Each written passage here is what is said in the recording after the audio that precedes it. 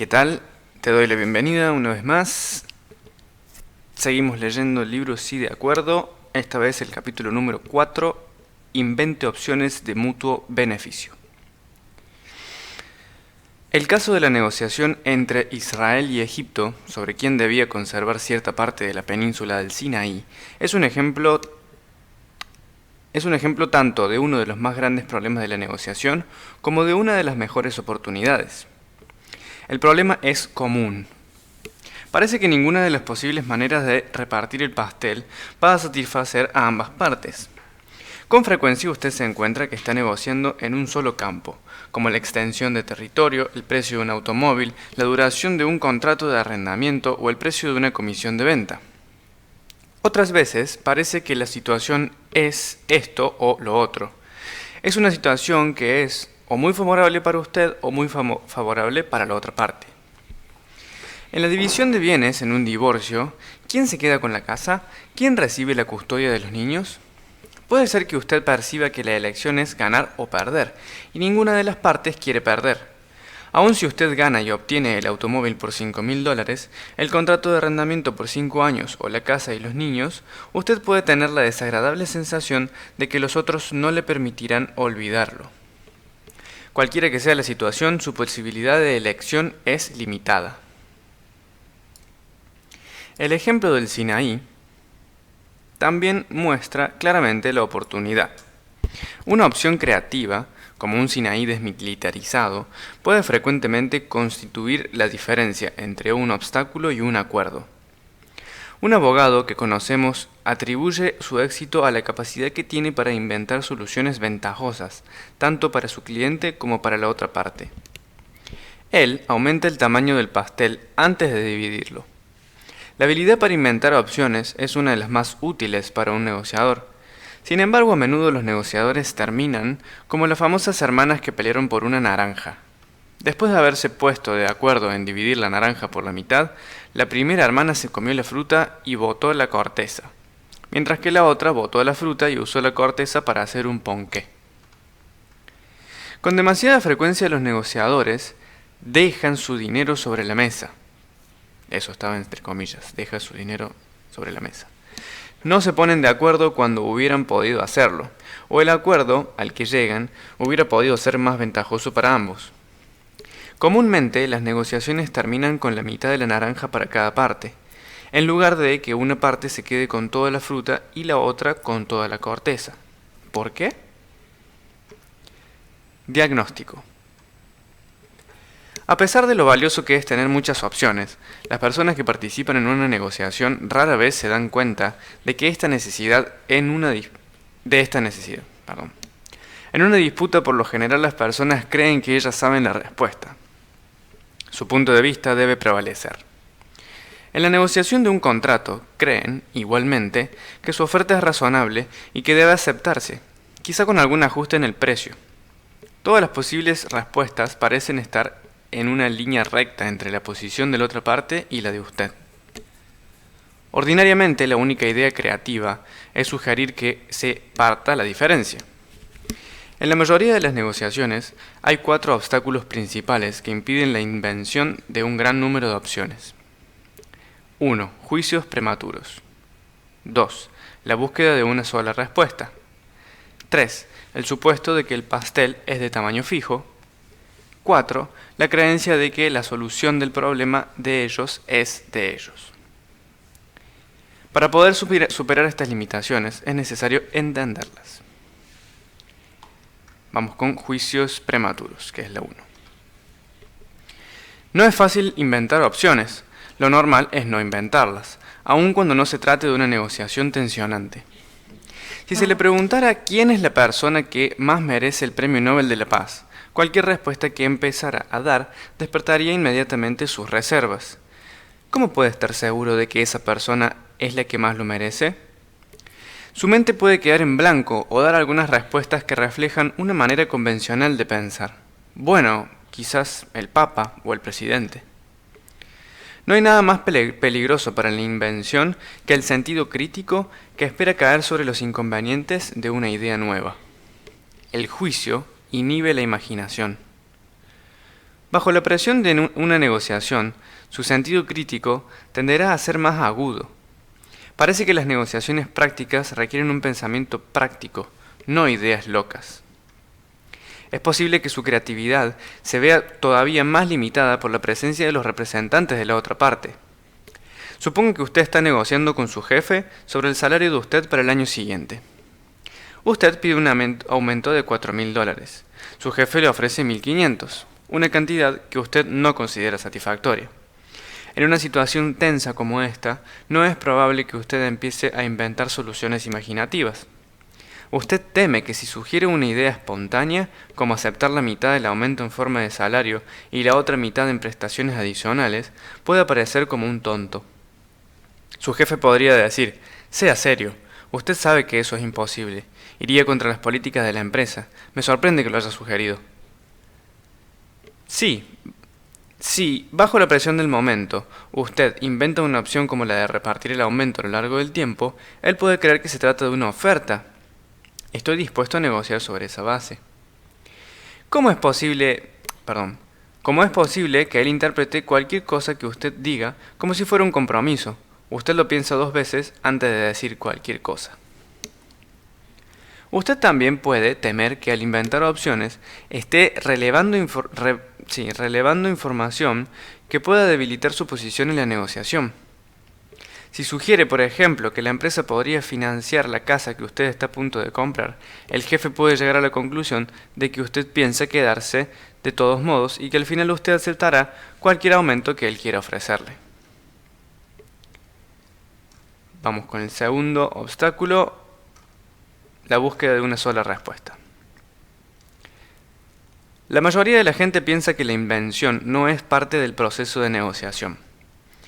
Aprecian su papel como la disminución de la distancia entre las posiciones y no como la ampliación de las opciones disponibles. La tendencia es a pensar: ya tenemos suficiente dificultad en ponernos de acuerdo, lo último que necesitamos es un montón de ideas nuevas. Como el producto final de la negociación es una sola decisión, temen que la discusión libre solo contribuirá a retardar y a confundir el proceso.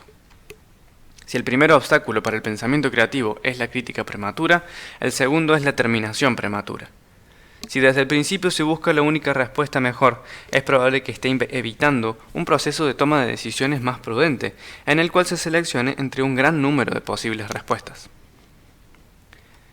Obstáculo número 3. El supuesto de un pastel de tamaño fijo. Una tercera explicación de por qué puede haber tan pocas opciones en discusión es que cada parte siente que la situación es esencialmente todo o nada. O yo obtengo lo que está en discusión o lo obtiene usted. Por lo común en la negociación parece ser un juego de suma fija. $100 más para usted en el precio del automóvil significa $100 menos para mí. ¿Para qué inventar si todas las opciones son obvias y yo puedo satisfacerlo a usted solo con desventaja para mí? La creencia de que la solución del problema de ellos es el problema de ellos es un obstáculo. Un último obstáculo para la invención de opciones realistas es que cada parte se preocupa solamente por sus inmediatos intereses. Para que un negociador logre un acuerdo que satisfaga sus propios intereses, es necesario que se encuentre una solución que también sea atractiva desde el punto de vista de los intereses de la otra parte. Sin embargo, el compromiso emocional con un aspecto del problema impide lograr el distanciamiento necesario para poder imaginar nuevas maneras prudentes de satisfacer los intereses de ambas partes. Nosotros tenemos bastantes problemas, que ellos se preocupen por los suyos. También existe generalmente una dificultad psicológica para conceder legitimidad a los puntos de vista de la otra parte. Parece que fuera desleal pensar en satisfacerlos. De esta manera, un interés a corto plazo puede llevar a que un negociador adopte posiciones parcializadas, argumentos parcializados y soluciones unilaterales. El remedio. Para inventar opciones creativas se necesita separar el acto de inventar opciones del acto de juzgarlas, ampliar las opciones en discusión en vez de buscar una única respuesta, buscar beneficios mutuos y inventar maneras de facilitarles a los otros su decisión. A continuación se discute cada uno de estos pasos. Separe la invención de la decisión. Como el juicio inhibe la imaginación, el acto creativo, sepárelo del acto crítico. Separe el proceso de imaginar posibles decisiones del proceso de seleccionar entre ellas. Primero invente, después decida. Como negociador es inevitable que usted tenga que inventar mucho solo. No es fácil. Por definición, la invención de ideas nuevas requiere que usted piense cosas que no está pensando. Por lo tanto, debe pensar en la posibilidad y conveniencia de organizar una sesión para inventar o crear una tormenta de ideas con algunos colegas o amigos. Mediante este tipo de sesión, se puede lograr la separación entre la invención y la decisión. Una tormenta de ideas tiene como objeto producir tantas ideas como sea posible para solucionar el problema. La regla fundamental consiste en posponer toda crítica y evaluación de las ideas. El grupo se limita a inventar ideas sin detenerse a pensar si son buenas o malas, realistas o no. Eliminados esos obstáculos, una idea debe estimular a otra idea, como voladores que se encienden entre sí. Durante una tormenta de ideas, nadie debe sentirse como un tonto, puesto que se trata explícitamente de exponer las ideas más inesperadas. Y como la parte contraria está ausente, los negociadores no tienen que preocuparse por revelar información confidencial o por correr el riesgo de que una idea se interprete como un compromiso. No existe una única manera correcta de realizar una tormenta de ideas. Más bien, usted debe acomodarla a sus necesidades y recursos. Al hacerlo, puede ser útil tener en cuenta las siguientes indicaciones. Antes de la tormenta de ideas, 1. Defina su propósito. Piense en lo que le gustaría tener al final de la reunión. 2. Seleccione unos pocos participantes. El grupo debe ser lo suficientemente grande como para proporcionar un intercambio estimulante y suficientemente pequeño como para propiciar tanto la participación individual como la libre inventiva, por lo general entre 5 y 8 personas. 3. Modifique el ambiente.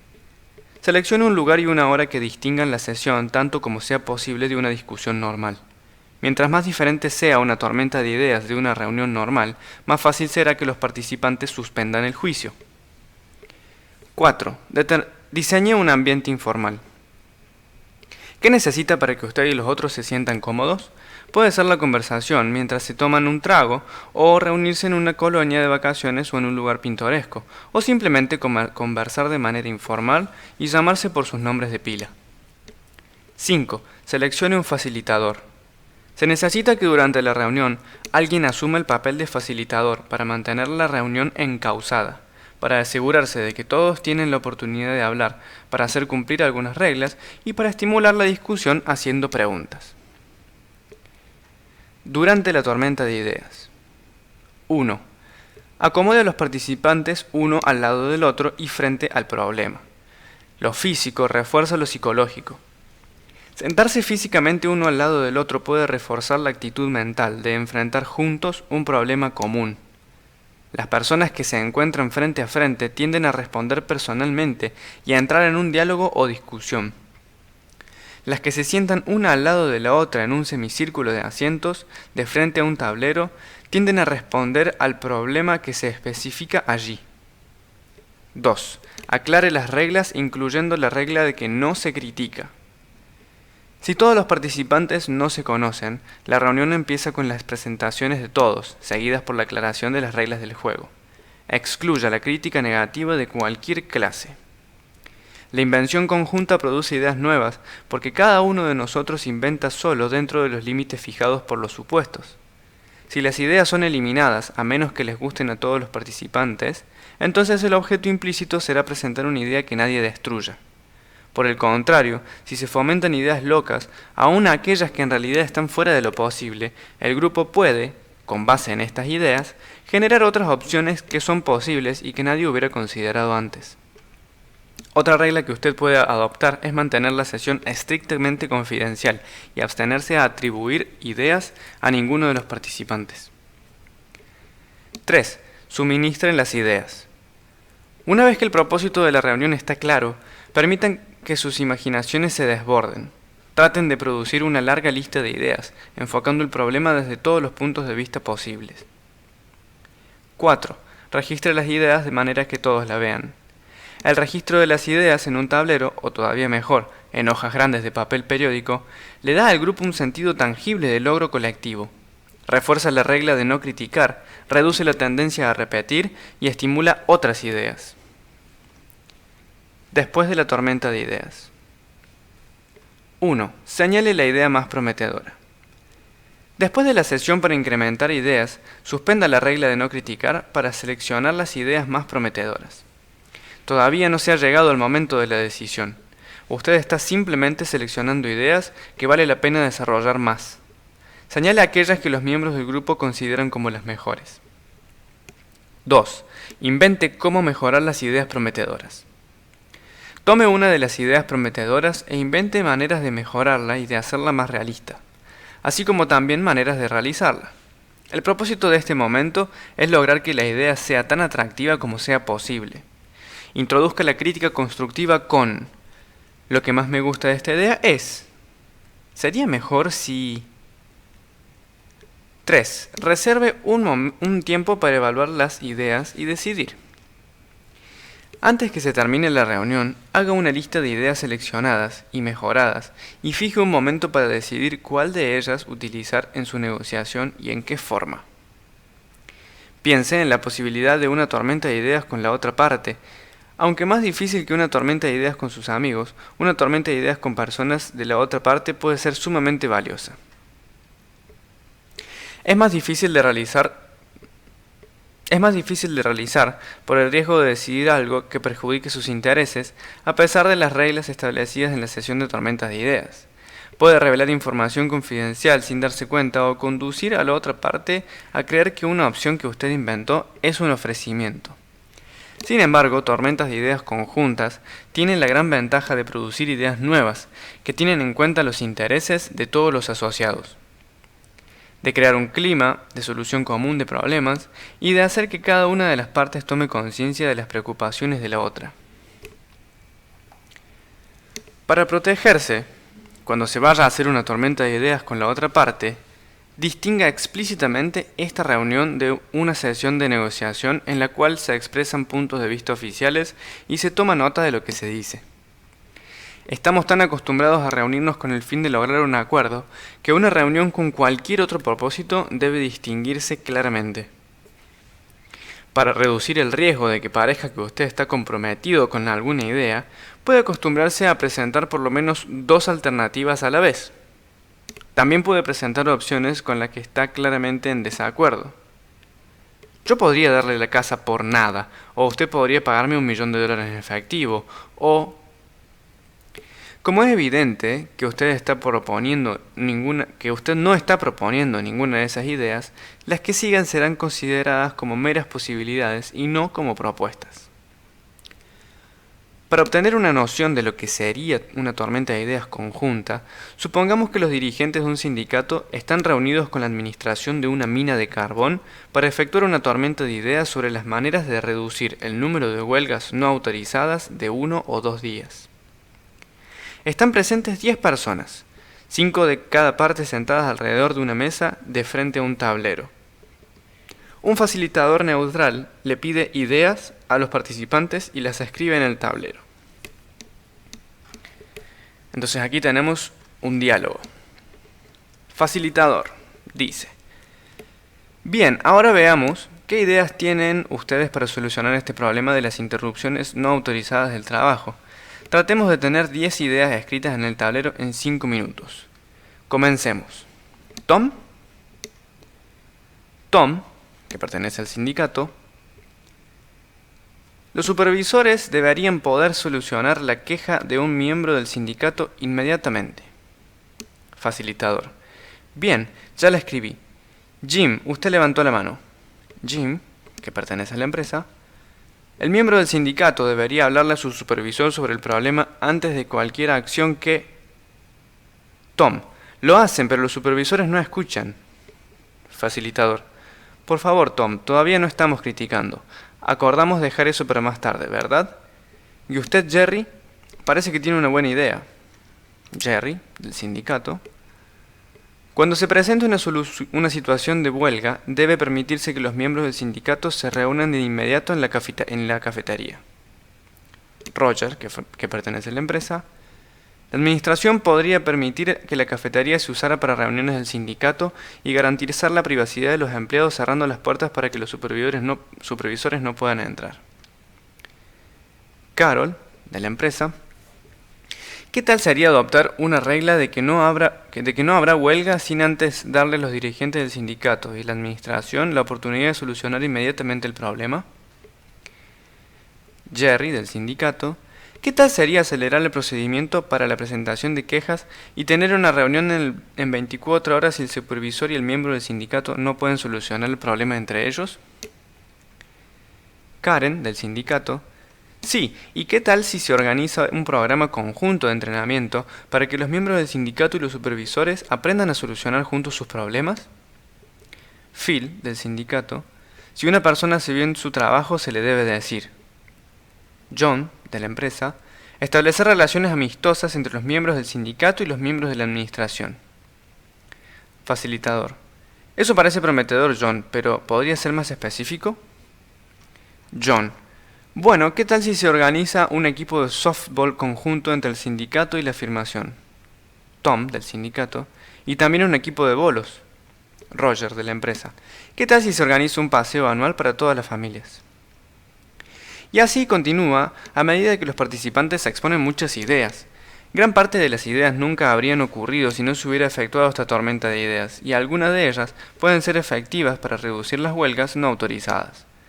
Sin duda, el tiempo que se emplea en una sesión conjunta de esta naturaleza es tiempo bien empleado en una negociación. Pero sea que piensen juntos en una tormenta de ideas o que no lo hagan, es sumamente útil en una negociación separar el acto de desarrollar opciones del acto de decidir sobre ellas. La discusión de ideas es radicalmente distinta de la toma de posiciones. Mientras que la posición de una parte estará en conflicto con la posición de la otra, una opción invita a otra opción. El lenguaje mismo que se utiliza es diferente. Está formado por preguntas, no por afirmaciones. Es abierto, no cerrado. Una posibilidad es, ¿qué otras posibilidades se ocurren? ¿Qué pasaría si nos ponemos de acuerdo sobre esto? ¿Qué tal si lo hacemos de esta manera? ¿Qué tal funciona esto? ¿Qué objeción habría contra eso? Invente antes de decidir. Amplíe sus opciones. Aún con la mejor de las intenciones, los participantes en una sesión de lluvia de ideas probablemente supondrán que lo que en realidad hacen es buscar una única mejor respuesta, tratando de encontrar una aguja en un pajar, levantando cada brizna de paja. Sin embargo, en esta etapa de negociación no debe estarse buscando el camino correcto. Se está creando espacio para la negociación, y este se puede crear solamente si se tiene un buen número de ideas diferentes, ideas que usted o la otra parte podrán utilizar más tarde en la negociación y entre las cuales pueden entonces seleccionar. Un vinicultor que quiere hacer un buen vino selecciona las uvas entre un número de variedades. Un equipo de béisbol que requiere jugadores de talento enviará emisarios que busquen en las ligas locales y en los equipos universitarios por todo el país. El mismo principio es aplicable en la negociación. La clave para una decisión prudente en la fabricación de vinos, en el béisbol o en la negociación es seleccionar entre un gran número de variedad de opciones. Si a usted le preguntan quién debe recibir el Premio Nobel de la Paz este año, sería prudente responder, bueno, pensemos. Y generar una lista de 100 nombres de diplomáticos, hombres de negocios, periodistas, religiosos, abogados, agricultores, políticos, académicos, médicos y personas de otros campos, cerciorándose de incluir ideas poco comunes. Es casi seguro que su decisión sería mejor en esta forma que si tratara de decidir desde el principio. Una tormenta de ideas libera a las personas y les permite pensar creativamente.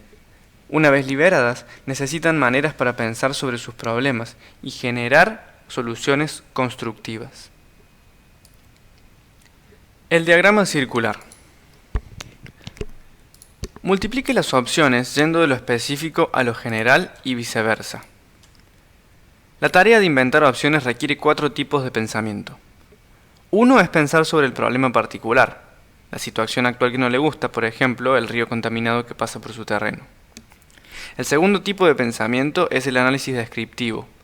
Usted hace el diagnóstico de una situación existente en términos generales. Organiza los problemas en categorías y sugiere tentativamente algunas causas. El río puede tener un alto contenido de sustancias químicas o muy poco oxígeno. Usted puede sospechar de varias plantas químicas o muy industriales situadas arriba. El tercer tipo de pensamiento, también en términos generales, es pensar en lo que tal vez se debe hacer. Fundado en el diagnóstico de que ha hecho, usted busca los remedios que sugiere la teoría, tal como reducir la afluencia de sustancias químicas, aminorar las tomas y desviaciones del agua o traer agua fresca de otro río. El cuarto y último tipo de pensamiento es sugerir una acción específica y posible. ¿Quién debe hacer algo mañana para llevar uno de estos enfoques generales a la práctica? Por ejemplo, la Agencia Estatal para el Medio Ambiente puede ordenar a la planta industrial situada arriba que limite la cantidad de sustancias químicas de desecho. El diagrama circular que veremos a continuación ilustra estos 4 tipos de pensamiento y sugiere que son pasos que se deben dar en secuencia. Si todo resulta bien, si se adopta la acción específica inventada de esta manera, se debe solucionar el problema inicial. El diagrama circular indica la manera fácil de usar una buena idea para generar otras ideas. En presencia de una idea útil para la acción, usted o un grupo con el cual usted está realizando una tormenta de ideas puede tratar de identificar el enfoque general que se aplica en la idea para la acción.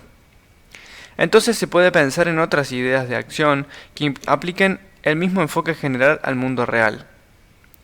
De manera similar puede ir más allá y preguntar, si este enfoque teórico parece útil, ¿en qué diagnóstico se basa?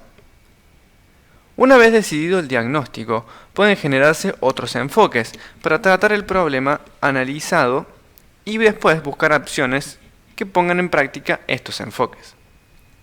Así, una buena opción abre la puerta para explorar la teoría que hace que la idea sea buena y después se puede usar la teoría para generar nuevas opciones. Bien, aquí tenemos el diagrama entonces. Esta imagen la voy a estar subiendo al Instagram Matcha Audiolibros. Básicamente tenemos 4 cuadrantes, que tenemos paso 1, paso 2, paso 3, paso 4. En los cuales se relaciona. A la izquierda tenemos las filas en teoría y en el mundo real, y arriba tenemos cuál es el problema y qué se puede hacer. Entonces tenemos paso 1, que se ubica en el mundo real y cuál es el problema. Tenemos 3 preguntas. ¿Qué sucede? ¿Cuáles son los actuales síntomas? ¿Cuáles son los hechos que disgustan, contrastados con la situación preferida? El paso número 2, que se sitúa en teoría y cuál es el problema. O sea, cuál es el problema en teoría.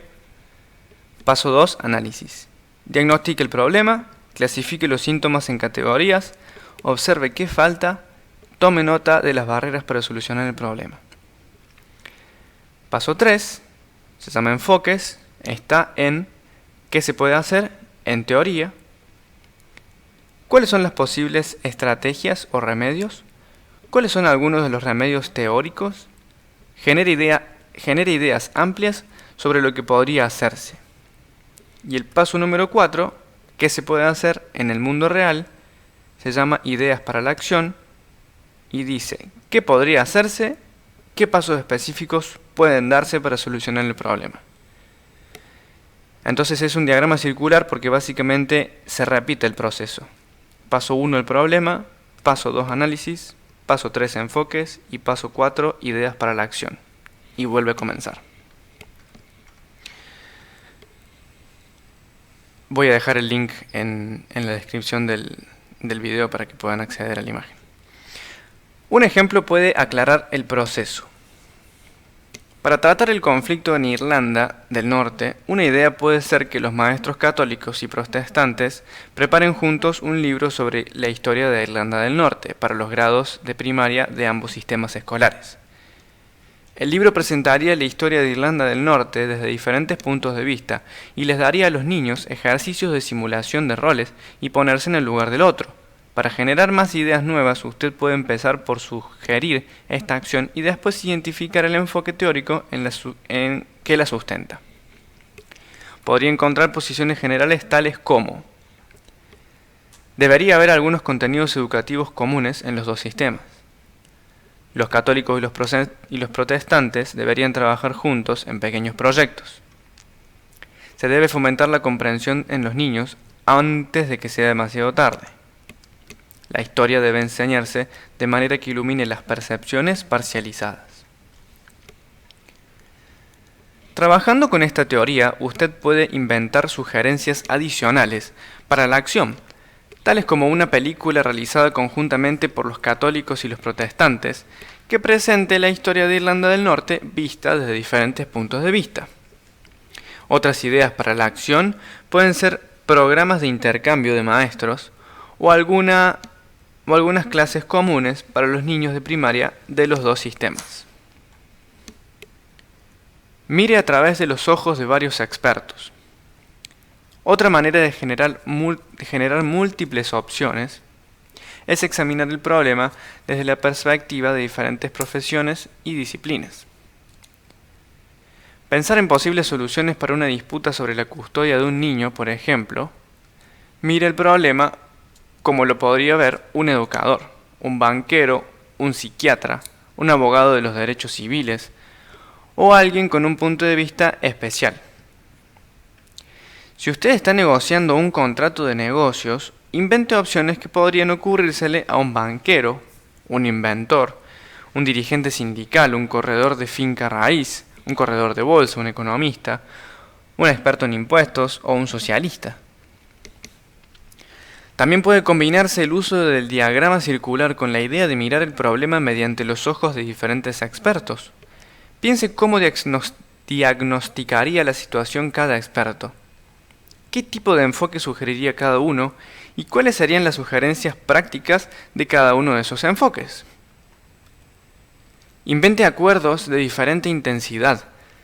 Usted puede manipular el número de acuerdos posibles pensando en versiones más débiles que a usted le gustaría tener disponibles en caso de que el acuerdo buscado no se pueda lograr. Si no es posible llegar a un acuerdo en lo sustancial, quizá logren ponerse de acuerdo en el procedimiento. Si una fábrica de zapatos no puede avenirse con el mayorista sobre quién debe pagar el transporte de los zapatos defectuosos, tal vez puedan ponerse de acuerdo en que lo decida un árbitro. De manera similar, cuando no es posible un acuerdo permanente, quizá pueda obtenerse uno provisional. Por lo menos, si usted y la otra parte no pueden llegar a un acuerdo de primer orden, generalmente es posible lograr uno de segundo orden. Es decir, avenirse sobre aquello que no pueden ponerse de acuerdo, de manera que ambos conozcan los problemas en disputa, los cuales no siempre son obvios. Los pares de adjetivos que se encuentran a continuación sugieren posibles acuerdos de diversas intensidades. Bien, tenemos una tabla aquí que pone más fuerte y más débil y los compara. Entonces, más fuerte, lo sustancial. Más débil, el procedimiento.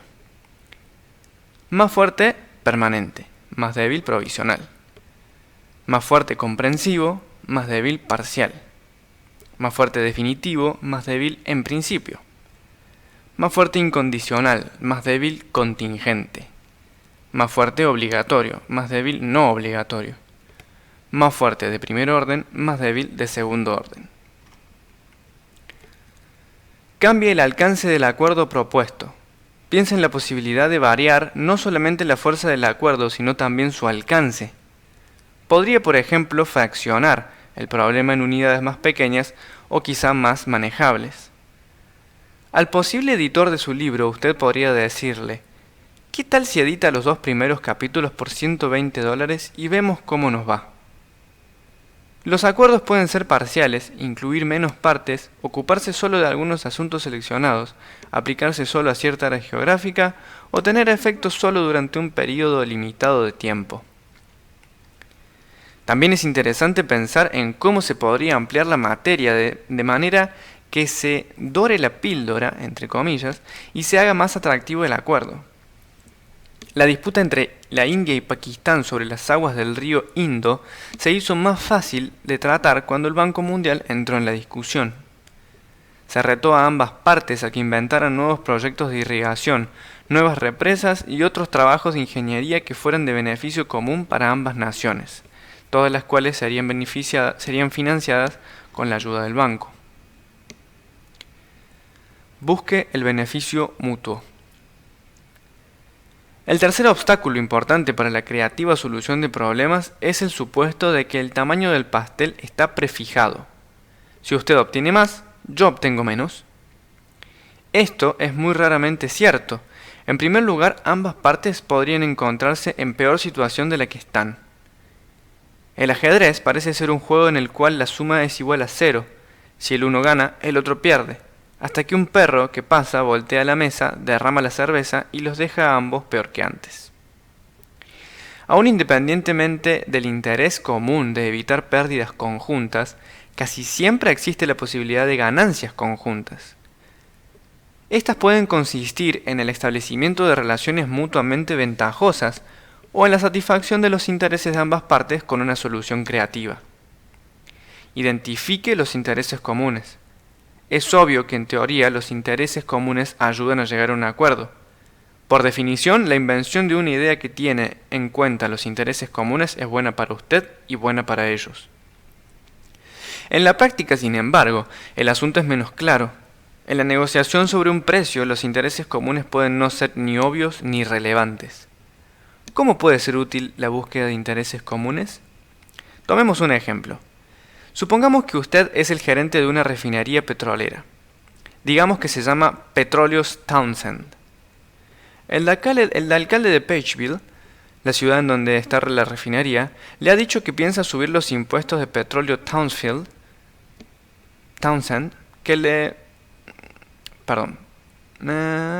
el alcalde de Pageville, la ciudad en donde está la refinería, le ha dicho que piensa subir los impuestos que Petróleo Townsend le paga a Pageville, de $1 millón anuales a 2 millones. Usted le ha dicho que cree que 1 millón es suficiente. La negociación está en ese punto. Él quiere más, usted quiere seguir pagando lo mismo. En esta negociación, que es típica de muchas maneras, ¿dónde están los intereses comunes? Examinemos lo que quiere el alcalde. Quiere dinero. Dinero, indudablemente, con el fin de pagar servicios para la ciudad, quizá un nuevo centro cívico y para aliviar los contribuyentes comunes. Pero la ciudad no puede obtener todo el dinero que necesita ahora y en el futuro solo de Petróleos Townsend. También buscará obtener dinero de la planta petroquímica al otro lado de la calle, por ejemplo, y para el futuro de los nuevos negocios y de la expansión de negocios existentes. Al alcalde, que además es un hombre de negocios, le gustaría asimismo fomentar la expansión industrial que crea nuevos empleos y que fortalece la economía de Pageville. ¿Cuáles son los intereses de su empresa? Debido a los rápidos cambios en la tecnología del refinamiento del petróleo y las condiciones anticuadas de su refinería, usted está pensando en un gran plan de renovación y expansión de la planta. Teme que la ciudad aumente después de su avalúo de la refinería ampliada, aumentando más los impuestos. Piense también que usted ha estado animando a una planta de plásticos para que establezca cerca y pueda utilizar fácilmente sus productos. Naturalmente a usted le preocupa que la planta de plásticos vacile cuando note que los impuestos de la ciudad están subiendo. Ahora son más claros los intereses comunes del alcalde y de usted. Ambos están de acuerdo en el fomento de la expansión industrial y de nuevas industrias. Si usted trata de inventar maneras de satisfacer esos intereses comunes, pueden ocurrírsele varias ideas. Una moratoria de 7 años de impuestos para nuevas industrias, una campaña publicitaria con la Cámara de Comercio para atraer nuevas empresas, una reducción de impuestos para las industrias existentes que quieran ampliarse. Estas ideas pueden ahorrarle dinero a usted y también llenar las arcas de la ciudad. Por otra parte, si la negociación daña las relaciones entre la empresa y la ciudad, ambos perderían. Usted podría recortar sus contribuciones a las obras de beneficencia de la ciudad y al deporte de la universidad. La ciudad podría tornarse excesivamente estricta en el cumplimiento de las normas de construcción y otras normas. Sus relaciones personales con los dirigentes políticos y empresariales de la ciudad pueden volverse desagradables. La relación entre las partes, que a menudo se da por hecha, con frecuencia es más importante que cualquier problema específico. Como negociador, casi siempre le importará buscar soluciones que también satisfagan la otra parte. Si el cliente de un almacén se siente robado, también pierde el dueño del negocio. Este puede perder un cliente y dañarse su reputación. Un resultado en el cual la otra parte no obtiene nada es peor para usted que uno en el cual ellos se sienten contentos. En casi todos los casos, su propia satisfacción depende en gran medida de lograr que la otra parte quede lo suficientemente contenta como para querer cumplir el acuerdo. Deben recordarse 3 cosas sobre los intereses comunes. Primera, los intereses comunes están latentes en cualquier negociación. Pueden no ser inmediatamente obvios. Pregúntese, ¿tenemos un interés común en la preservación de nuestra relación? ¿Qué oportunidades se presentarán en el futuro para la cooperación y el beneficio común? ¿Cuáles serán los costos para ambos si la negociación se rompe? ¿Existen principios comunes, como el de un precio justo, que ambos podemos respetar? Segunda, los intereses comunes son oportunidades, no milagros. Para poderlos utilizar tiene que hacer algo con ellos. Es útil explicitar un interés común y formularlo como un objetivo común. En otras palabras, hágalo concreto y orientado hacia el futuro. Como gerente de Petróleos Townsend, por ejemplo, usted podría conjuntamente con el alcalde fijarse como meta lograr que 5 nuevas industrias se establecieran en Pageville en 3 años. La moratoria en los impuestos para industrias nuevas no sería entonces una concesión del alcalde, sino una acción conjunta para obtener objetivos comunes. Tercera, la insistencia en los intereses comunes puede hacer que la negociación sea más fácil y amistosa. Los pasajeros de un bote salvavidas en la mitad del océano, que tienen raciones limitadas de alimento, subordinarán sus diferencias sobre los alimentos a su interés común de llegar a tierra. Complemente los intereses diferentes. Piense otra vez sobre las hermanas que peleaban por una naranja. Ambas querían la naranja, y por eso la partieron entre las dos, sin darse cuenta de que la una quería para comérsela y la otra solo quería la corteza para hacer la torta. En este caso, como en muchos otros, un acuerdo satisfactorio es posible porque cada parte quiere cosas diferentes. Esto es realmente sorprendente. Por lo general, se supone que los problemas se crean por las diferencias entre las partes. Sin embargo, las diferencias también pueden llevar a una solución. De ordinario, los acuerdos se basan en los desacuerdos. Es tan absurdo pensar, por ejemplo, que siempre deben ponerse de acuerdo sobre los hechos, como sería para el comprador de acciones tratar de convencer al vendedor de que las acciones probablemente van a subir. Si se pusieran de acuerdo en que las acciones van a subir, el vendedor probablemente no vendería. Lo que hace posible la transacción es que el comprador piensa que el precio va a subir y el vendedor cree que va a bajar. Las opiniones diferentes dan la base para el acuerdo.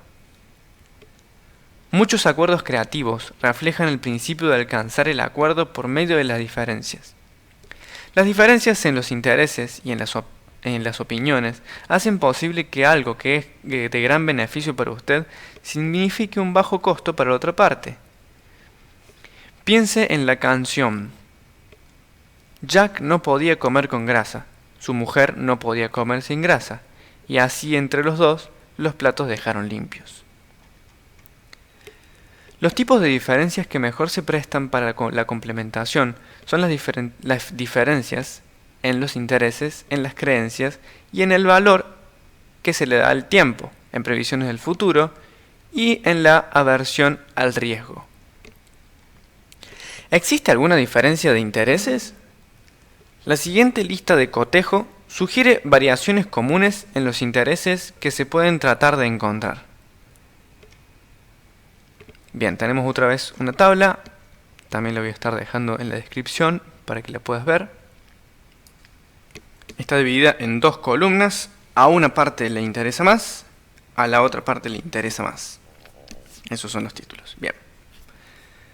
A una parte le interesa más la forma, a la otra parte le interesa más la sustancia. A una parte las consideraciones económicas, a la otra las consideraciones políticas. A la una las consideraciones internas, a la otra las consideraciones externas. A la una las consideraciones simbólicas, a la otra las consideraciones prácticas. A la una el futuro inmediato, a la otra el futuro lejano. A la una los resultados inmediatos, a la otra la relación. A la una lo concreto, a la otra la ideología.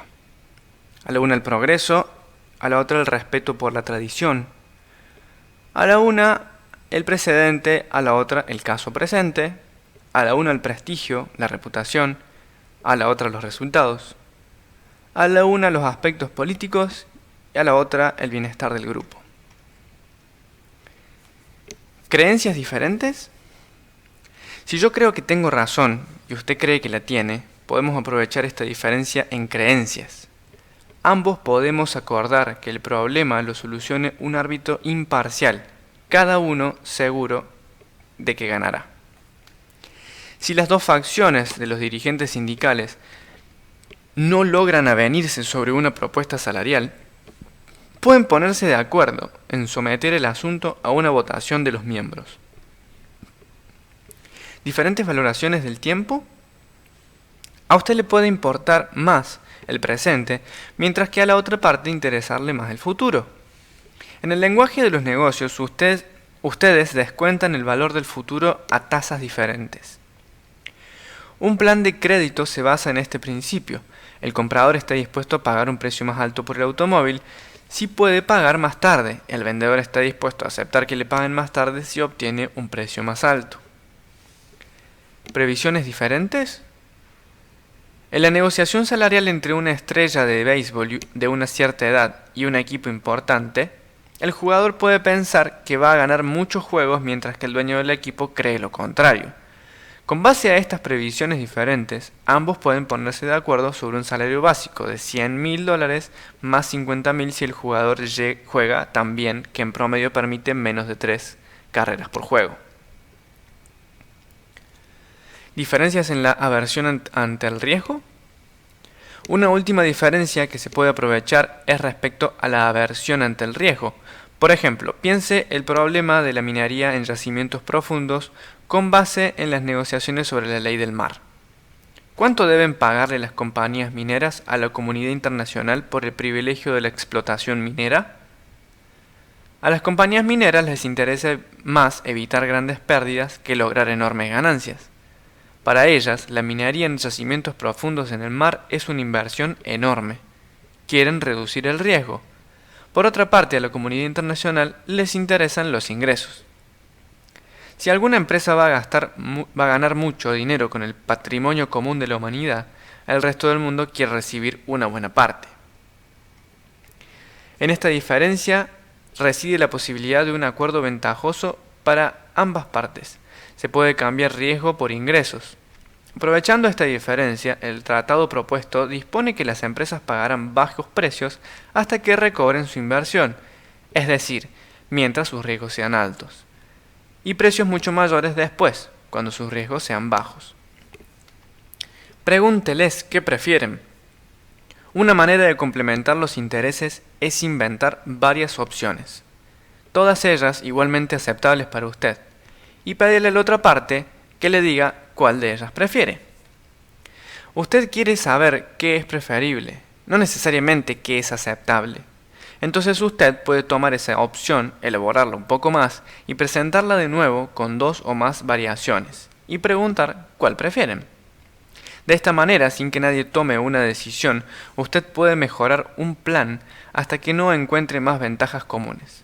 Por ejemplo, el agente de la estrella de béisbol puede preguntarle al dueño del equipo: ¿qué responde mejor a sus intereses? ¿Un salario de $175,000 anuales por 4 años o 200,000 anuales por 3 años? Esto último está bien. ¿Qué tal entre eso y 180.000 anuales por 3 años con una bonificación de 50.000 cada año si Luis juega por encima de 3.00 en el ERA? La verdad que desconozco de béisbol, así que fue chino eso para mí. Si fuéramos a resumir la complementación en una frase, esta sería: busque las cosas que son de bajo costo para usted y de alto beneficio para ellos, y viceversa. Las diferencias en intereses, prioridades, creencias, previsiones y actitudes hacia el riesgo hacen posible la complementación. La consigna del negociador podría ser: viva la diferencia. Haga que sea fácil para ellos decidir. Como para usted el éxito en una negociación dependen de que la otra parte tome una decisión que usted desea, debe hacer todo lo posible para que les sea fácil a ellos tomar esa decisión. En lugar de hacer que las cosas sean difíciles para la otra parte, usted debe presentarles una opción que sea lo menos difícil posible. Seguras de los méritos de su propia situación, las personas por lo general no les dan mucha atención a las maneras de lograr sus fines, teniendo en cuenta los intereses de la otra parte. Para superar la miopía que resulta de mirar demasiado fijamente el propio interés, usted debe ponerse en el lugar de los otros. Si algunas opciones que sean atractivas para ellos, sin algunas opciones que sean atractivas para ellos, lo más probable es que no se logre un acuerdo. ¿En el lugar de quién?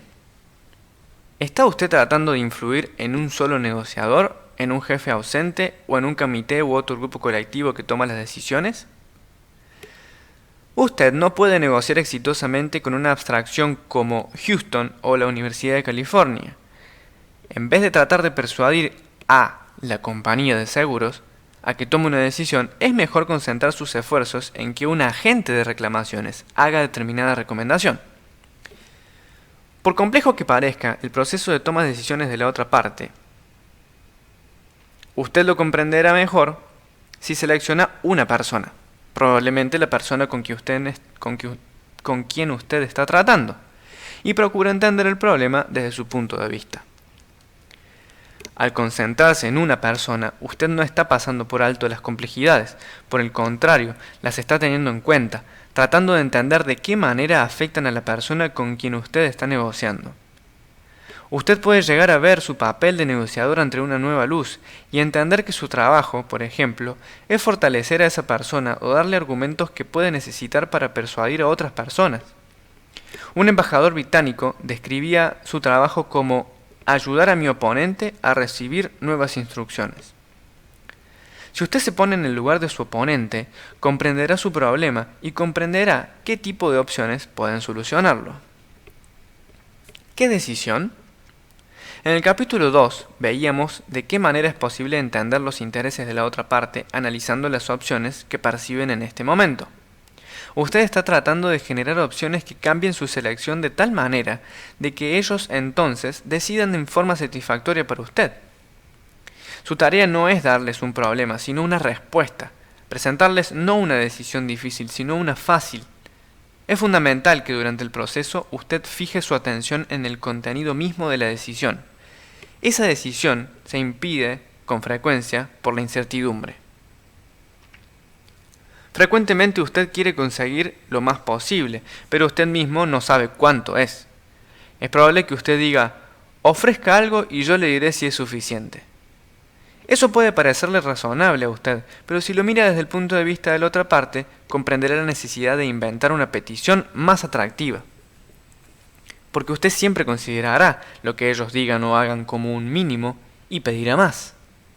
Pedirle a la otra parte que sea más flexible probablemente no producirá la decisión que usted desea. Muchos negociadores no están de acuerdo, no están seguros de si lo que piden son palabras o hechos. Sin embargo, la decisión es crítica.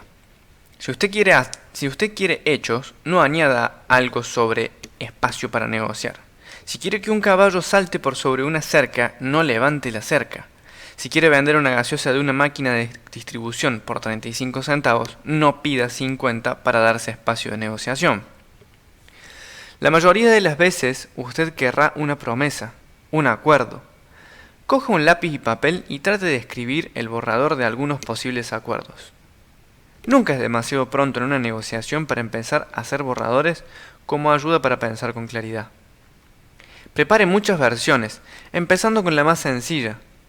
¿Cuáles serían los términos que la otra parte podría aceptar, términos que fueran atractivos para usted como para ellos? ¿Puede reducirse el número de personas cuya aprobación sería necesaria? ¿Puede usted formular un acuerdo que la otra parte podría implementar fácilmente? La otra parte tendrá en cuenta las dificultades para cumplir un acuerdo. Usted también debe hacerlo. Por lo general, es más fácil, por ejemplo, abstenerse de hacer algo que no se está haciendo, que detener algo que ya está en marcha. Y es más fácil suspender algo que se está haciendo que iniciar algo enteramente nuevo.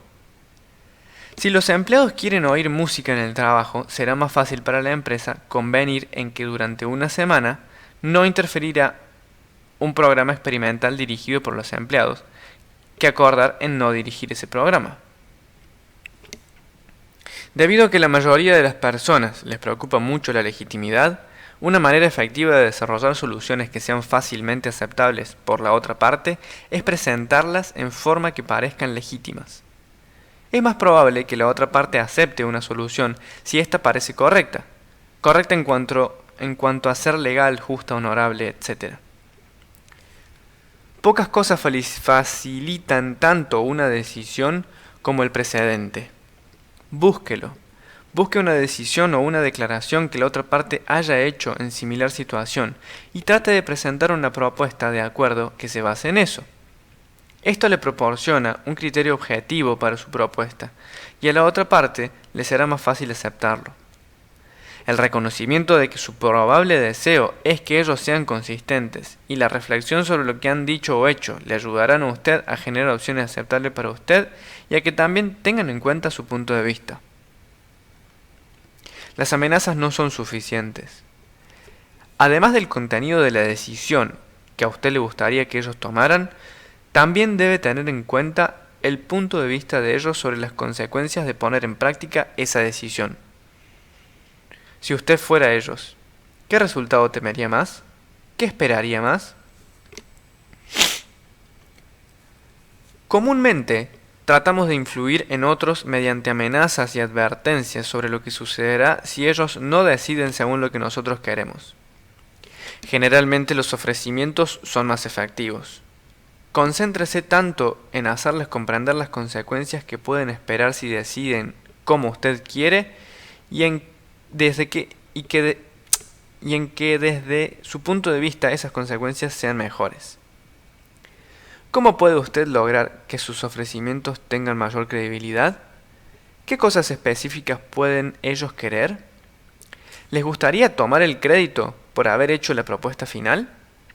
¿Les gustaría anunciarla? ¿Qué puede usted inventar para que sea atractivo para ellos, pero de bajo costo para usted? Para evaluar una opción desde el punto de vista de la otra parte, piense cómo se los criticaría si la aceptaran.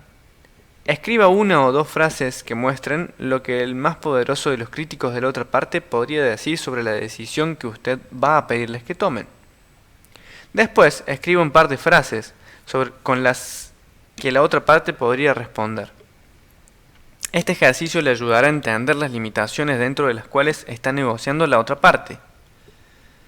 Debe ayudarle a generar opciones que satisfagan adecuadamente los intereses de ellos, de modo que puedan tomar una decisión que también satisfaga los intereses de usted. La prueba final de una opción es escribirla en tal forma que tenga una posición de sí. Trate de redactar una propuesta para la cual la respuesta sí sea suficiente, realista y operacional. Cuando pueda hacerlo, habrá reducido el riesgo de que sus intereses inmediatos le impidan ver la necesidad de satisfacer las preocupaciones de la otra parte. En una situación compleja, la invención creativa es una absoluta necesidad. En cualquier negociación puede abrirse las puertas y producir una gama de posibles acuerdos que sean satisfactorios para ambas partes.